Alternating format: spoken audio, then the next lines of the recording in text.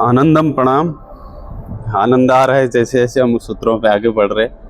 अगला 22वां सूत्र जो बहुत साइंटिफिक है, बहुत लॉजिक है।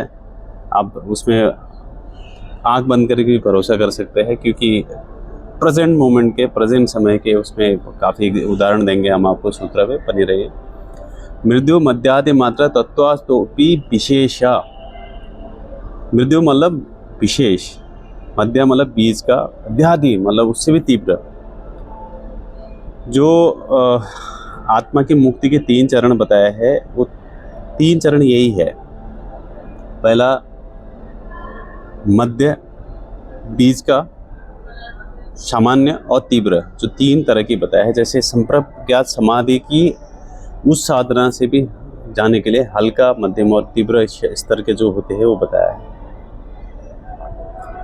अब यहाँ पे एक उदाहरण देते हैं।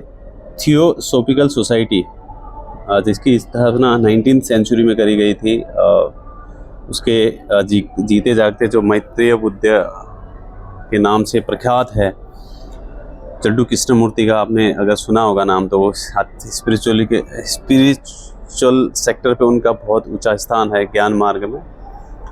उसों के समकालीन रहे, बहुत कम लोगों ने उनको सुना, क्योंकि बहुत ही टफ था उनका जो बताने का तरीका था, बहुत हाईली इंटेलेक्चुअल लेवल के थे। तो जब पूरे दुनिया से एक जगह पे कनेक्ट हुए, एक ऑर्गेनाइजेशन की स्थापना करी गई जिसका नाम रखा थियोसॉफिकल सोसाइटी। तो उसमें रूस, ब्रिटेन, बहुत सारे, जो जड्डू कृष्णमूर्ति की कभी बात करेंगे, बहुत गहरा है विषय है। वो एक अनाथ बच्चा समुद्र में उनको घूम रहा था, उनको पकड़ा और उनको ट्रेन किया गया सालों साल। जब सालों साल ट्रेन किया गया, जब उसको ताश पेशी की बात आई तो वो बोला, मैं किसी को नहीं मानता हूँ, मैं कोई ताज का हकदार नहीं हूँ। मैं मतलब जो बोला तो उनके हक्के बक्के रह गए उनके लोग, क्योंकि वही आपका आत्मज्ञान है। वो गुणातीत हो चुके थे, उसको ब्रह्मबोध हो चुका था। थियोसॉफिकल मतलब जो ब्रह्म विद्या में जो दैवीय ज्ञान के लिए जाता है, जो पुनर्जन्म कर्म का सिद्धांत जो थ्योरी है उसको मानता है, उसको थियोसॉफिकल सोसाइटी कहते हैं। आप पढ़ सकते हैं, उसमें बहुत सारे उनकी किताब है जड्डू कृष्णमूर्ति की, उनके टेक्निक्स है।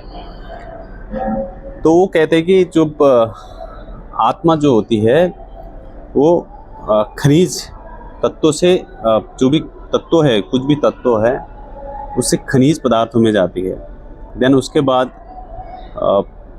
वनस्पतियों में जाती है, उसके बाद फिर पशुओं में जाती है, फिर पशुओं से देव योनि में जाती है, देवताओं में, फिर वहाँ से मनुष्य मार्ग पे आता है, फिर वहीं से मुक्ति होती है। ये उनका अपना एक दर्शन है। भारतीय दर्शन के अनुसार भी आप देखेंगे तो सजीव हो निर्जीव हर जगह विद्यमान है। इसलिए जैन धर्म को अगर आपने डीपली डिटेल में पढ़ा होगा तो वहाँ पे डिटेल का कंसेप्ट है कि जब आप पत्थर को भी वहाँ पे नुकसान नहीं पहुँचा सकते, उसको डिस्टर्ब मत करो, उसको परेशान ना करो, ऐसा कहा जाता है।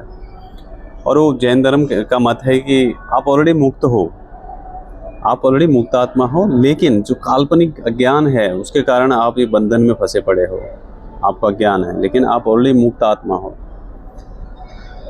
तो इसमें गहरा चिंतन करना है आपको। प्रत्येक मनुष्य का ही एक अंतिम लक्ष्य है, चाहे अनजाने अनजाने में।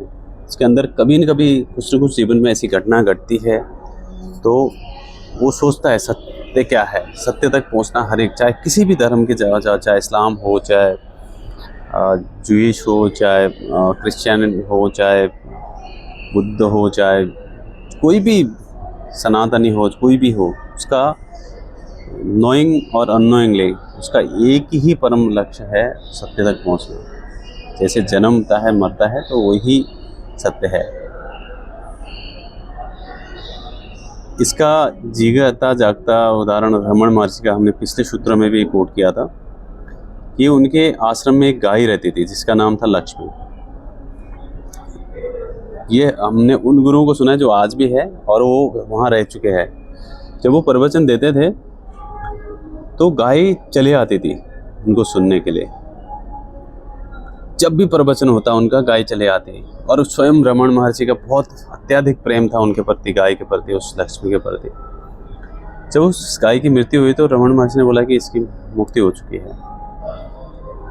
ये प्रैक्टिकल एग्जाम है। आज भी अगर आप रणम महस में तो जा नहीं पाया हूँ, जाएंगे तो वहाँ पे अगर जाओगे बेलनागिरी पर्वत उस तरफ जहाँ पे उनका आश्रम है, तो वहाँ पे उनकी जो समाधि है, जो उनका मूर्ति बनाई है, उसके साथ साथ में वो गाय की भी सामने बना के रखी। यही बात ओशो भी कहते हैं। अगर आप ओशो को पढ़ा होगा तो ओशो कहते हैं कि एक गुरु उसको आध्यात्मिक रास्ते पे लेके आता है, सभी समाधि तक उसको जाने के लिए वो सहायता कर सकता है। लेकिन जो अंतिम जो निर्भी समाधि है उसको अंतिम जन्म में ही संभव है। जब गुरु स्वयं को एकांत में रख लेता है तो शिष्य स्वाभाविक रूप से समझ जाता है कि गुरु का संदेह क्या है, गुरु का संकेत क्या है। तो ये जो समाधिपाद है ये बहुत गहरा है। जब हम साधन पाद में आएंगे तो इस पे समझने को थोड़ा काम आएगा। तो आप क्या सीख रहे हैं हमें बताइए, आपका क्या प्रतिक्रिया है, आपका क्या स्तर है, सामान्य है, मध्यम है या तीव्र है। ये दोनों किताबें जिसके सोर्स से हम बता रहे, शायद और भी होंगी किताबें, मेरे अनुभव में नहीं है, मेरे उसमें नहीं है, तो शायद मैं इनको ही कोट कर रहा हूँ। आपकी इच्छा पे निर्भर करेगा, आपके इंटेंशन पे, लगन पे, मेहनत पे करेगा। बाकी नेचर तो अपने सपोर्टिव पे है ही है। अगले सूत्र में मिलेंगे। आनंदम, प्रणाम।